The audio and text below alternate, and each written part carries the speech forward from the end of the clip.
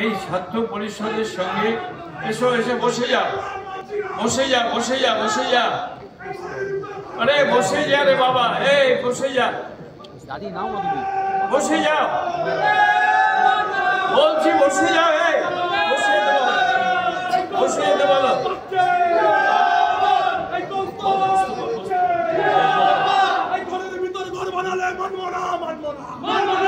ঠিক আছে, মানতে হবে না, বস করে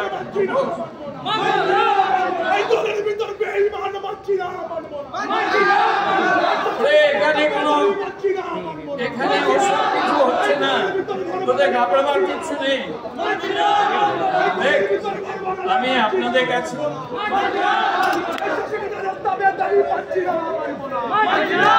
এখানে কিচ্ছু হচ্ছে না। আরে বাবা রে, ছেলেরা, এখানে ছাত্র পরিষদের মিটিং, এখানে ছাত্র পরিষদের মিটিং। এই ছেলে, আমার কথাটা শোন, আমার কথাটা শোন। আমার 50 বছর হয়ে গেছে ছাত্র পরিষদটা করছি, তোদের তো জন্মই হয়নি, তো এত উত্তেজনা কিসের জন্য? আমরা কি সব লেজ গুটিয়ে পালিয়ে গেছি? তোদের এত দুশ্চিন্তা? যা করবার ঠিক হবে, কোনো চিন্তা করার কারণ নেই। হয়তো উত্তেজনা নিও না, বয়স কম, উত্তেজনা নিলে শরীর খারাপ হবে। আমার অনেক বয়স হয়েছে, আমার উত্তেজনা নিলে, তোমাদের উত্তেজনা যদি আমাকে সংক্রামিত করে তাহলে পরে আমার শরীর আরো খারাপ হবে। সুতরাং তোমরা আমার দিকে তাকিয়ে চুপচাপ বসো, কথাগুলো শোনো। একটা পশ্চিমবঙ্গে একটা রাজত্ব চলছে। একটা ছেলে যাদবপুর বিশ্ববিদ্যালয়ে মারা গেল, আমি ওদের বাড়িতে গিয়েছিলাম। ছেলেটির বয়স যখন 7-8 বছর, আমি ওদের পাশের গ্রামে এক জায়গায় এমপিএরিয়া ডেভেলপমেন্ট ফান্ড থেকে একটি অ্যাম্বুলেন্স দিয়েছিলাম। সেই অ্যাম্বুলেন্স থেকে কেন্দ্র করে ওই গ্রামের সবাই একটা উৎসবের আয়োজন করেছিলেন। ওই ছোট্ট ছেলেটি তার মা এবং বাবার সঙ্গে ওই অনুষ্ঠানে এসেছিলেন এবং আমাকে পায়ে হাত দিয়ে প্রণাম করেছিলেন। আমি জানতামই না, আমি তো ভুলেই গেছি।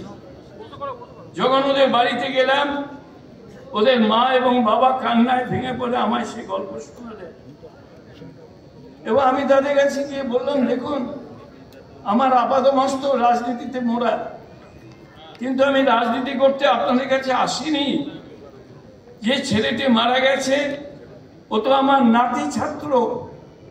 মানে আমি যখন কলেজে অধ্যাপনা করি তখন আমার হাত দিয়ে যেসব ছেলেমেয়েরা বেরিয়ে গেছে, বিশ্ববিদ্যালয় থেকে পাশ করেছে, ও তো তাদেরই ছাত্র, ও তো আমার নাতি ছাত্র। ওর মৃত্যুতে আমার মনটা খুব খারাপ হয়েছে, তাই আমি ওকে দেখতে এসেছি।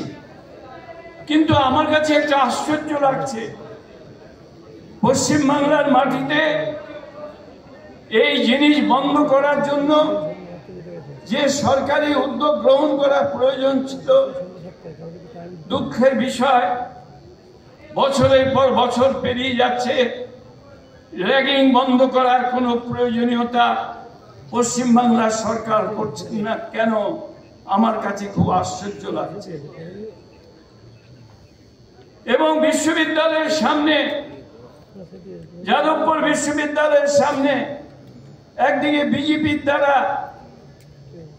নির্দেশিত ওদের মোর্চা, অন্যদিকে বামপন্থীদের রাজনৈতিক লড়াই ক্রমাগত চলছে।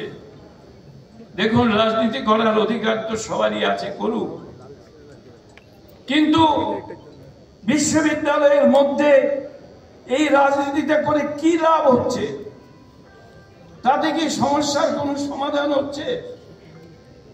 তাতে কি রিগিং বন্ধ হওয়ার কোনো পরিকল্পনা তৈরি হয়েছে? কোনো পরিকল্পনা তৈরি হয়নি এবং হবেও না। কারণ এত রাজনীতির প্রভাব সমস্ত বিশ্ববিদ্যালয় কলেজগুলোকে এমনভাবে তৃণমূল আচ্ছন্ন করে দিয়েছে, যত রকমের অসভ্য, যত রকমের বাজে কারবার করার ছেলেরা তারা বিশ্ববিদ্যালয় কলেজগুলোকে দখল করে নিচ্ছে। কোন কলেজে নির্বাচন হচ্ছে আপনারা বলুন? কোন কলেজে নির্বাচন হয় না। তৃণমূলের লোকেরা জোর করে কলেজের ইউনিয়নগুলো দখল করে। আর 10 বছর 15 বছর ধরে পাশ করা বুড়ো দাদারা তারা আজও ইউনিয়ন চালায়। এই বুড়ো দাদাদের ইউনিয়ন চালানো আপনারা যদি বন্ধ করতে না পারেন তাহলে রিগিং বন্ধ হবে না, হতে পারে না। তাই আজকে এই জিনিস আমাদের মাথায় রেখে লড়াই করতেই হবে। আমরা যেন ভুলে না যাই যে পশ্চিমবাংলার মাটিতে আজকে ভারতীয় জনতা পার্টি এই ইতিহাস আস্তে আস্তে ভারতবর্ষের মাটিতে আমরা বিজেপিকে তৈরি হতে দেখেছি, কিন্তু ভারতবর্ষের মাটিতে শুধু বিজেপি নয়, বাংলার মাটিতেও বিজেপি তার ঘাঁটিকে শক্ত করবার পরিকল্পনা করছে। স্টুডেন্টস ইউনিয়ন গুলোকে বিজেপি যে কোনো বিনিময়ে দখল করার চক্রান্ত করছে। এর বিরুদ্ধে আমাদের লড়াই করতেই হবে, এছাড়া আমাদের কাছে কোনো উপায় নেই। সারা ভারতবর্ষের মাটিতে আজকে আস্তে আস্তে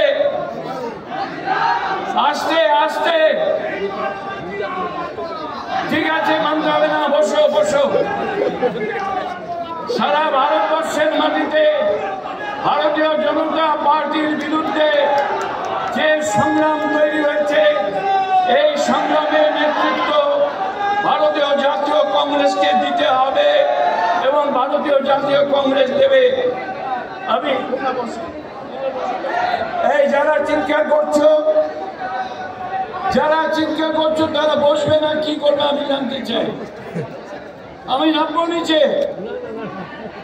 আমায় নামতে হবে, আমাকে নিচে নামতে হবে।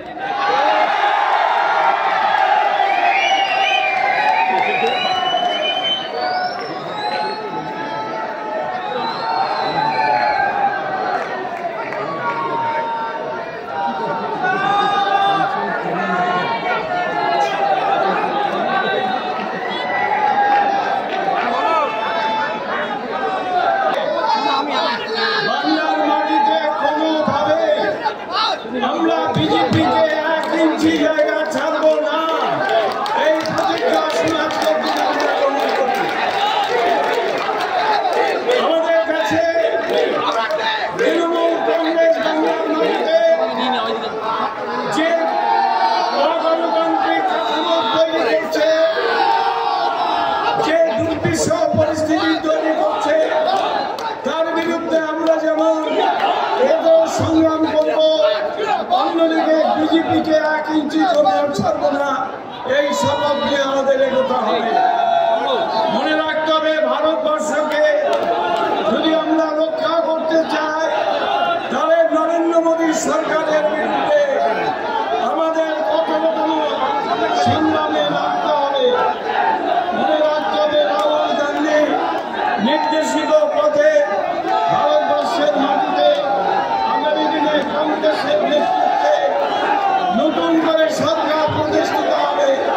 মোদী সরকার থাকবে না, এই কথা আপনারা সকলে জেনে রাখুন। আপনাদের সকলকে আন্তরিক ধন্যবাদ দিয়ে আমার বক্তব্য শেষ করছি।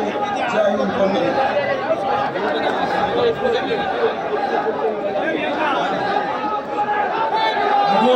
প্রদীপ প্রজ্বলন করবেন পশ্চিমবঙ্গ প্রদেশ কংগ্রেসের মাননীয়